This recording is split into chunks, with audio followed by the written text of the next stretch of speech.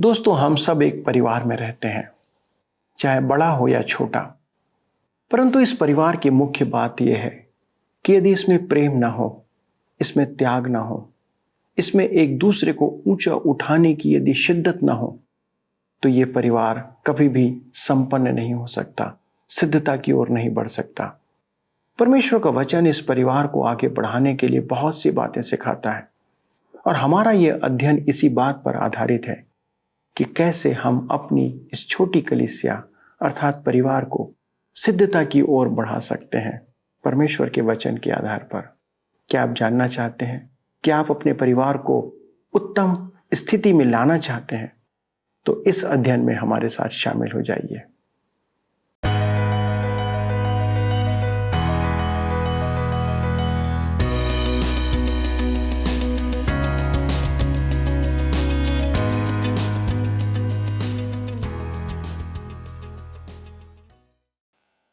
प्रिय मित्रों, नमस्कार।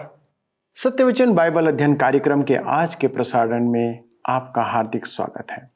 आशा है आप आनंदित और खुश हैं, और होना भी चाहिए, क्योंकि हमें परमेश्वर से ऐसा आनंद प्राप्त हुआ है जो संसार के सभी आनंद से बहुत ऊपर है।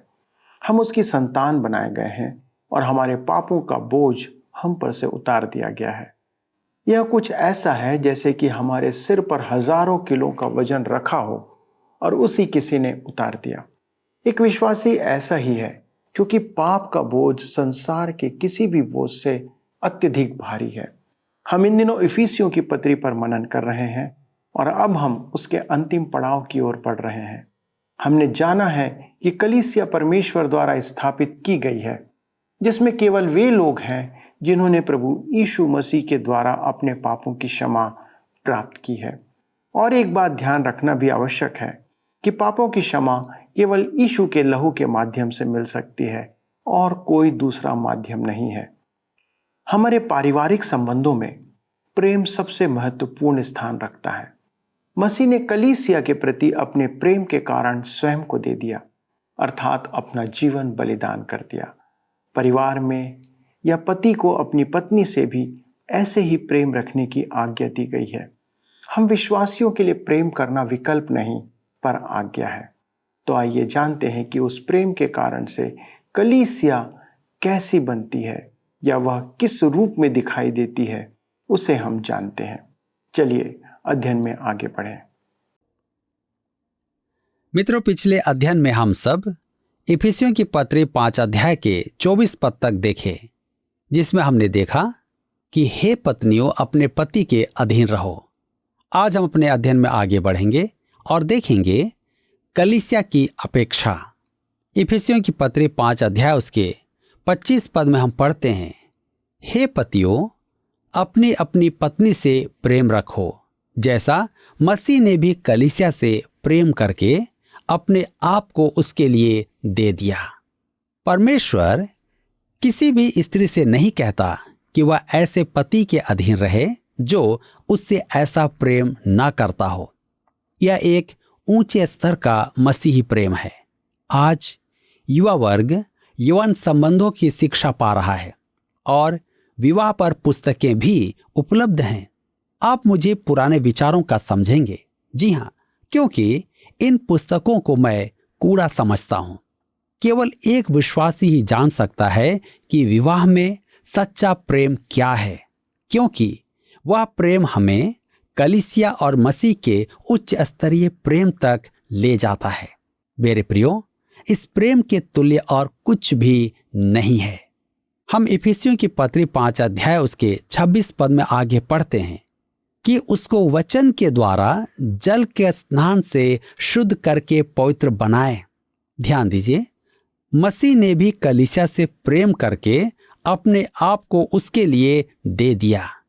यह हो चुका है। वर्तमान में वह परमेश्वर के वचन के जल से कलीसिया का शोधन कर रहा है। परमेश्वर का वचन सबसे उत्तम साबुन है। वह दाग मिटाता ही नहीं, दाग लगने से भी बचाता है, जीवन के दाग। इफिसियों की पत्री 5 उसके 27 पद में हम पढ़ते हैं, और उसे एक ऐसी तेजस्वी कलीसिया बनाकर अपने पास खड़ी करे जिसमें न कलंक, न झुर्री, न कोई और ऐसी वस्तु हो, वरन पवित्र और निर्दोष हो। भविष्य में एक दिन वह उसे एक तेजस्वी कलीसिया बनाकर अपने पास खड़ी करेगा। उसमें न कलंक होगा, न झुर्री होगी, वह पवित्र और निष्कलंक होगी। प्रकाशित वाक्य की पुस्तक के अध्ययन में हम देखेंगे कि कलीसिया मसीह को ऐसे सौंपी जाएगी जैसे वधू अपने वर के लिए श्रृंगार करके लाई जाती है। विवाह के समय प्रत्येक वधू सुंदर दिखती है। मैंने अनेक विवाह संस्कार संपन्न किए हैं, परंतु एक भी कुरूप वधू नहीं देखी है। मैं यह अवश्य कहूंगा कि विवाह के बाद सब वधुएं सुंदर नहीं दिखती हैं, परंतु विवाह के दिन वे सब सुंदर दिखती हैं। कोई पुरुष यह नहीं चाहेगा कि उसकी होने वाली पत्नी महाक्लेश के कष्टों में पड़े। तो आप उन लोगों की बातें कैसे मान लेंगे कि कलीसिया महाक्लेश में यहां पृथ्वी पर रहेगी? कलीसिया की बात प्रभु से लगी है और वह उसे वचन के जल से शुद्ध कर रहा है। वह प्रत्येक विश्वासी को उस महान घटना के लिए धोकर शुद्ध कर रहा है। यह वर्तमान क्रिया है। हमने भूतकाल, वर्तमान काल और भविष्यत काल तीनों समयों में होने वाले काम देखे हैं। मसीह यीशु ने कलीसिया से प्रेम रखा और अपने आप को उसके लिए दे दिया। आज वह वचन के जल से उसे शुद्ध कर रहा है। भविष्य में कलीसिया पाप से शुद्ध करके तेजस्वी रूप में मसीह को सौंप दी जाएगी। उस दिन कलीसिया पवित्र और निष्कलंक होगी। हम देख रहे हैं कि पौलुस दो विषयों को लेकर तुलनात्मक रूप से आगे बढ़ रहा है, पति पत्नी और मसीह कलीसिया। वह मसीह और कलीसिया की चर्चा करने के बाद फिर से पति पत्नी के संबंधों पर आ जाता है। पति अपने अपने पत्नी से अपनी देह के समान प्रेम रखे। इफिसियों की पत्री 5 अध्याय उसके 28 से 32 पद में हम पढ़ते हैं, इसी प्रकार उचित है कि पति अपनी अपनी पत्नी से अपनी देह के समान प्रेम रखे। जो अपनी पत्नी से प्रेम रखता है वह अपने आप से प्रेम रखता है, क्योंकि किसी ने कभी अपने शरीर से बैर नहीं रखा, वरन उसका पालन पोषण करता है, जैसा मसीह भी कलीसिया के साथ करता है, इसलिए कि हम उसकी देह के अंग हैं। इस कारण मनुष्य अपने माता पिता को छोड़कर अपनी पत्नी से मिला रहेगा और वे दोनों एक तन होंगे। यह भेद तो बड़ा है, पर मैं यहाँ मसीह और कलीसिया के विषय में कहता हूँ। मेरे मित्रों, विवाह में नव दंपत्ति को भोज की आवश्यकता नहीं है। उन्हें पवित्र आत्मा से परिपूर्ण होने की आवश्यकता है। यह उनका सबसे बड़ा सौभाग्य होगा। आज दंपत्ति यौन शिक्षा में प्रवीण होंगे, परंतु वे न तो सच्चा प्रेम जानते हैं और न ही मसीही विवाह की सुंदरता और न उसके परम आनंद को जानते हैं। पति के लिए पत्नी से प्रेम करना इसलिए आवश्यक है क्योंकि विवाह पत्नी को उसकी अपनी देह का अंग बनाता है। जैसे कलीसिया मसीह की देह है और मसीह उसका सिर है, इस आधार पर पति पत्नी का सिर है। मनुष्य के लिए अपनी ही देह से घृणा करना स्वाभाविक नहीं है। अतः पति अपनी पत्नी से इसलिए प्रेम करता है कि वह उसकी अपनी ही देह है। मसीह कलीसिया की दुर्बलता को जानते हुए उसकी देखभाल करता है और उससे प्रेम करता है। पति को भी ऐसा ही करना है। पद 31 उत्पत्ति की पुस्तक 2 अध्याय उसके 24 पद का उद्धरण है। पौलुस यहाँ अदन की वाटिका में रहते समय आदम और हवा के संबंधों का संदर्भ दे रहा है। यह पहला दंपत्ति मसीह और कलीसिया के भावी संबंधों का प्रतीक है। हवा आदम की सहायक बनाई गई थी। वह आदम की पसली से निकाली गई थी। अन्य प्राणियों की नाई मिट्टी से नहीं बनाई गई थी। जब तक वे दोनों एक नहीं हुए तब तक आदम अधूरा ही था। उसे परमेश्वर ने रचा था और मेरे विचार में वह जब आदम के पास लाई गई तो वह सृष्टि की सबसे अधिक आकर्षक रचना थी। किसी ने कहा है कि हवा को आदम से अधिक सुंदर रचना इसलिए बनाया क्योंकि परमेश्वर को आदम को बनाने में अभ्यास करना पड़ा, परंतु हवा को उसने अनुभव प्राप्त करके बनाया। मेरे मित्रों, वह आदम की सहायक थी, अर्थात वह आदम की कमियों को पूरा करती थी। वह उसके लिए बनाई गई थी और वे एक हो गए। इब्रानी भाषा में पुरुष के लिए इश शब्द उपयोग होता है और स्त्री के लिए ईशा। दोनों शब्द मिलते जुलते हैं। वह आदम में से निकाली गई थी। मेरे पास पति पत्नी के संबंध के इतिहास से 2 उदाहरण हैं। आज ऐसे संबंध लगभग खो चुके हैं। आधुनिक नैतिकता और यौन स्वतंत्रता अनेक विश्वासियों को बंदी बना रहे हैं। यह कभी सफल नहीं होगा। परमेश्वर की इच्छा है कि विश्वासियों में यह संबंध बड़े ऊंचे स्तर पर हो। इससे पूर्व कि पेरिस विश्वविद्यालय स्थापित होता, वहां एक शिक्षक एवं प्रचारक था। वहां के अधिकारी की एक भतीजी थी जिसे उसने उस शिक्षक के अभिरक्षण में रख दिया कि उससे शिक्षा ग्रहण करे। दोनों ही असामान्य व्यक्तित्व के मनुष्य थे। उन्हें एक दूसरे से प्रेम हो गया, परंतु फादर को विवाह करना बड़ी लज्जा की बात थी। इस कहानी के प्रस्तावना में लेखक के शब्दों की अभिव्यक्तियां मनमोहक, मधुर और चित्तचोर हैं, जिसे मैं आपके साथ बांटना चाहता हूं।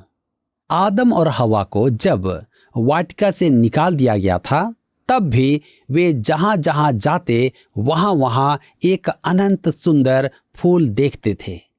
यह फूल दृढ़ निश्चय का प्रतीक था, जिसके बिना बिरले ही आनंदित रहते। चतुर, रहस्यमय, समझ से बाहर एक महान वरदान जिसे कवि और नैतिकतावादी, अन्य जाति और विश्वासी बराबर मान्यता देते हैं। जी हाँ, वह आनंद ही नहीं, मानवीय अस्तित्व द्वारा ही पहचाना जाता है और आत्मा की सर्वोच्च प्रेरणा से संबंध रखता है। अस्थायी एवं नश्वर वरन दुर्बल एवं नाशमान से जुड़ा होते हुए भी यह प्रकृति से अमर और लक्ष्य में गर्वान्वित है। एक मनोवेग, एक भावना और एक प्रेरणा है। हमारे जटिल स्वभाव के इस गुण को, जो उसके आकर्षण का कारण है, उसके बिना एक स्त्री का वर्णन करना व्यर्थ है। केंद्र का भाग बिना चित्र के है, नायिका बिना उपन्यास है, धर्म बिना बलि चढ़ाने के है। मेरा विषय ऐसा नहीं है कि उसमें कठिनाइयां नहीं हैं। मनोवेग और भावनाएं विकारों के कारण अपमानित होते हैं, जबकि परिशुद्ध होने से सम्मानित होते हैं। मैं अवगुण नहीं, एक सद्गुण, दुर्बलता नहीं, शक्ति, अस्थायी नहीं, अस्थायी, नश्वर नहीं, अनश्वर का चित्रण प्रस्तुत कर रहा हूं। मेरे मित्रों, उन दोनों नायक और नायिका को चर्च से विवाह की अनुमति नहीं मिलती है, अतः वे गुप्त रीति से विवाह कर लेते हैं।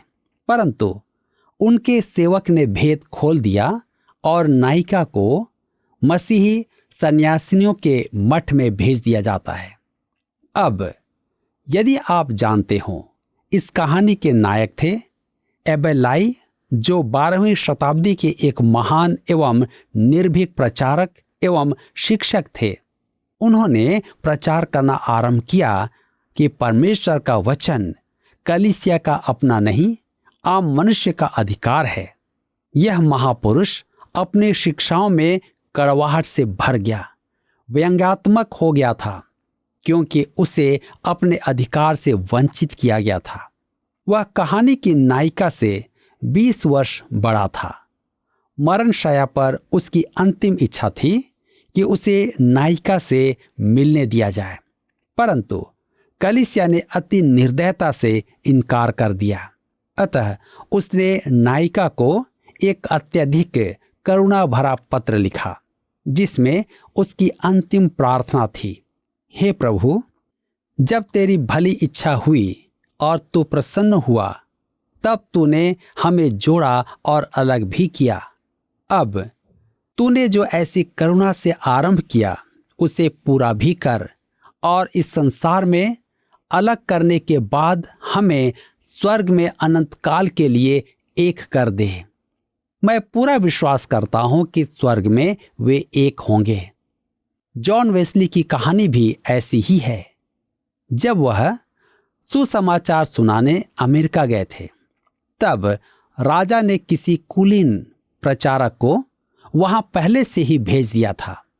वह देखने में आकर्षक नहीं थे, अतः वे उनसे मुक्ति पाना चाहते थे, परंतु वहां की प्रथा के अनुसार कुलीन मनुष्य सर्वोत्तम व्यक्ति से विवाह कर सकता था।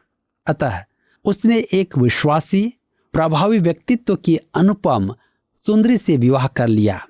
इसी बीच वहां एक जोश से भरा हुआ प्रचारक आया और एक स्त्री से प्रेम करने लगा। उसने अपनी मंगेतर से कहा कि वह उसके साथ रेड इंडियन के मध्य चले, परंतु उसने कहा, नहीं जॉन, परमेश्वर ने तुम्हें इंग्लैंड के लिए बुलाया है। उसने आपको एक महान कार्य के लिए बुलाया है। उसे इंग्लैंड लौटाने वाली वही थी। जब उसका जहाज प्रस्थान की प्रतीक्षा में था, वह आई और दोनों ने एक दूसरे का आलिंगन किया। उसका बड़े से बड़ा आलोचक भी कहता है कि उन्होंने कोई गलत काम नहीं किया। जॉन वेस्ली की जीवनी लिखने वाला कहता है कि 2 बार वे जहाज के चढ़ने वाले तख्ते तक लौटे, परंतु उसने जॉन को इंग्लैंड भेज ही दिया कि मेथोडिस्ट चर्च के साथ जीवन बिताए।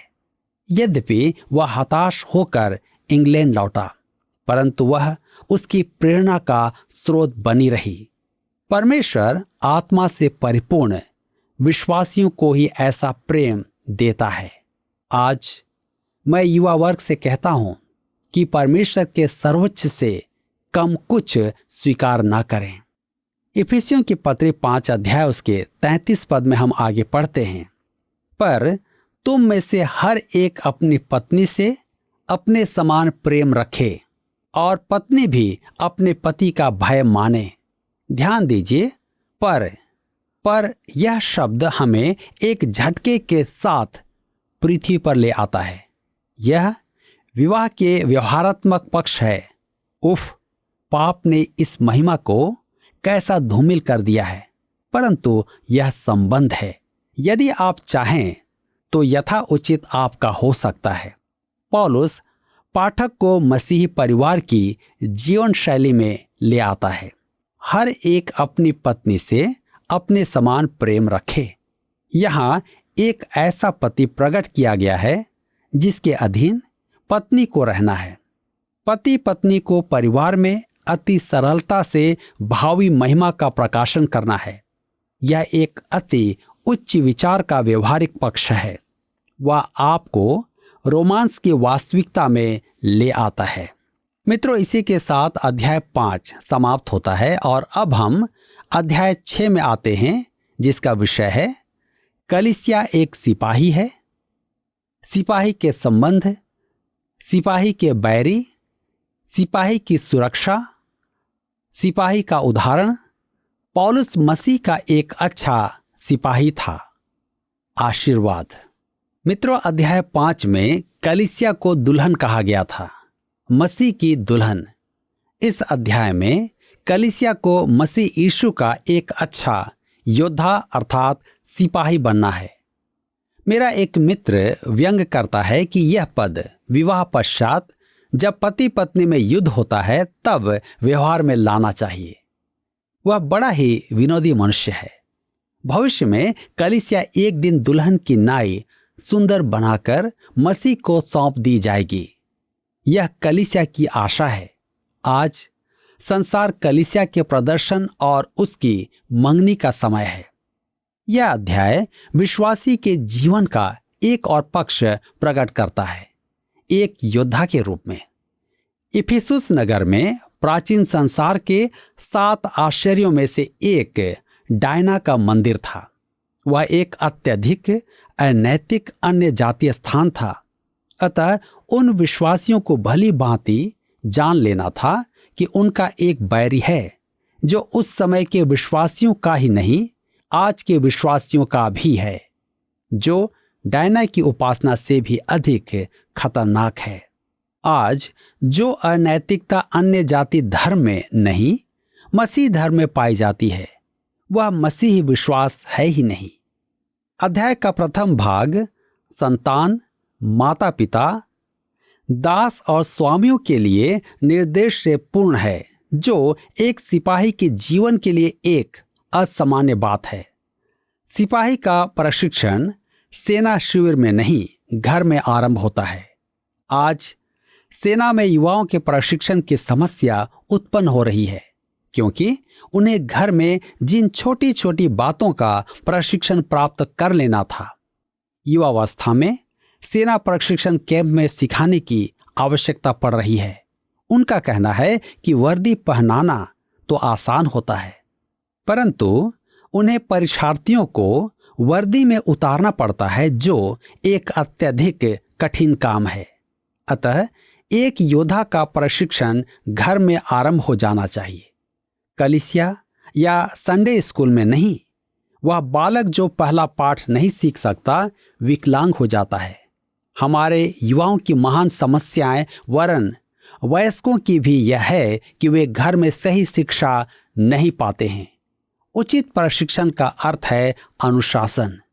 जी हाँ, आज हम में से प्रत्येक विश्वासी के लिए आवश्यक है कि हम अपने आप को अनुशासित करें, परमेश्वर के भय में, उसके वचन में अपने आप को जीना सिखाएं, ताकि हम अपने जीवन से परमेश्वर को महिमा दे पाएं।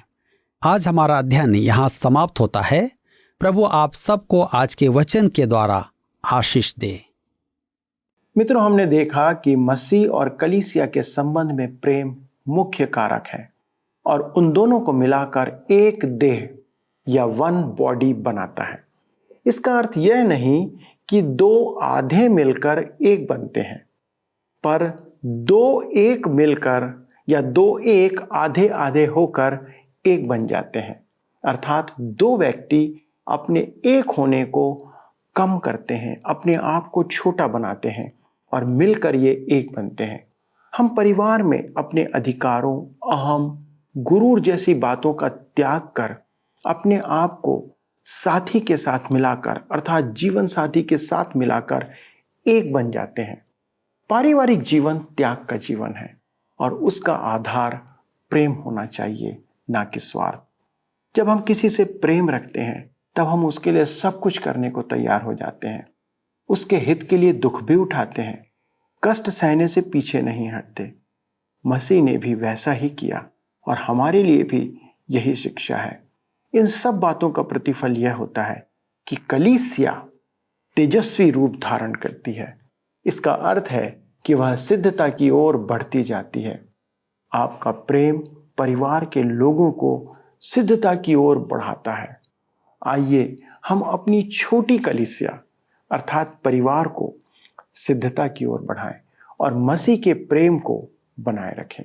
आइए प्रार्थना करें। हमारे स्वर्गीय पिता परमेश्वर, हम धन्यवाद देते हुए एक बार फिर आपके सन्मुख प्रभु यीशु के नाम से आते हैं।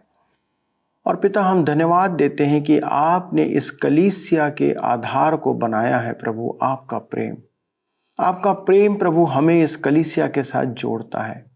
प्रभु, आपने अपने प्रेम के कारण ही हमारे लिए बलिदान दिया। आपका अनुग्रह था जिसने प्रभु जी आपको उस क्रूस पर पहुंचा दिया।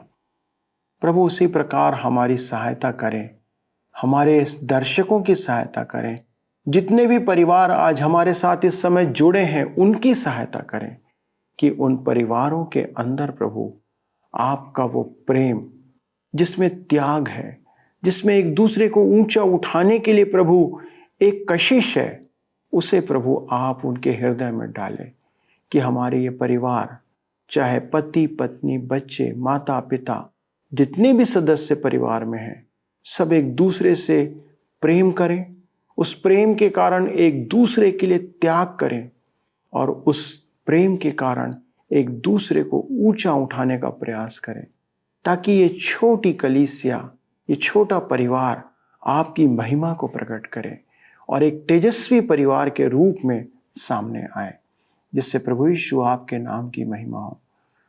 पिता, हम धन्यवाद देते हैं प्रार्थना सुनने के लिए, इन सभी प्रियों के जीवन में इस आशीष को पहुंचाने के लिए। धन्यवाद के साथ विनती यीशु के नाम से मांगते हैं, आमीन। दोस्तों, आज का अध्ययन आपको कैसा लगा? कृपया हमें फ़ोन, SMS, व्हाट्सएप या पत्र के द्वारा सूचित करें। हमें आपके फ़ोन का इंतज़ार रहेगा। अगले प्रसारण में इस अध्ययन को आगे बढ़ाएंगे।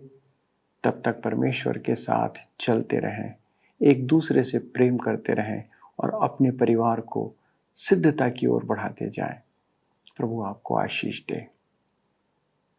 पिछले कार्यक्रम के प्रश्न का उत्तर है बी 4। विश्वासियों द्वारा मसीह को ग्रहण करते ही पवित्र आत्मा उसे 4 सेवाएं प्रदान करता है। आज के अध्ययन का प्रश्न है, वर्तमान में परमेश्वर जिस जल से कलीसिया का शोधन कर रहा है वह खाली स्थान है। ए परिवार, बी प्रचारक, सी वचन, डी धर्म सिद्धांत। मित्रों, इस प्रश्न का उत्तर हमें कल सुबह 6 बजे से पहले विकल्प A, B, C या D के साथ अपना नाम, पता, स्थान के साथ 9651433397 पर SMS या WhatsApp करें। सभी विजेताओं को विशेष पुरस्कार प्रदान किए जाएंगे। धन्यवाद। क्या आपको यह कार्यक्रम पसंद आया? अभी हमें एक मिस कॉल करें और आप अगले विजेता हो सकते हैं।